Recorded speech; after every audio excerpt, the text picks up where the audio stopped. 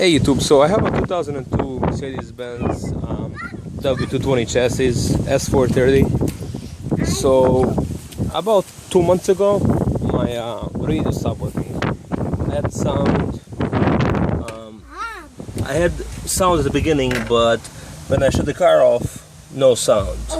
So no CD changer. Did some research. I guess people say, you know, the whole thing is like a loop. You know, I have the CD changer, the tele-aid, the nav. So did some more research, and when I took my my CD changer apart, so this is my, I think it's my power connector. That's that goes to the CD changer. Let's zoom into this right here. So if you can see, this was all corroded, and I feel like somebody was messing with this before. So this part, this connector, I got it at the dealer for like $256, and those pins in there, I had to buy those separately. There were I think like $320 each. So I got those. I went to a local radio shop, and they soldered those together for me. So I plugged this back in, still wasn't working. So what I did then is I bought one of these couplers right here. Now this part is $549, I think,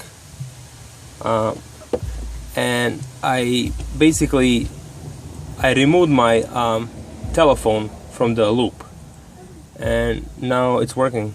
CD changer is working, radio is working. I'm ecstatic. I'm really happy. So it worked for me.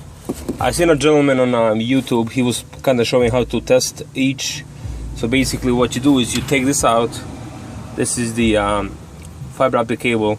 You take this out, you press the power button on. If this lights, oh, let's connect this right here. So if this red comes in, see it's red right here. If that comes on, and this piece right here is inside piece is red as well. You can see it. There's see those. If that's red as well, it's gonna work. Alright, so it worked for me. If you have any questions, let me know. If you need the part numbers, let me know as well. I can I'll put those up. I have part numbers for the connector and for the coupler. Thanks for watching.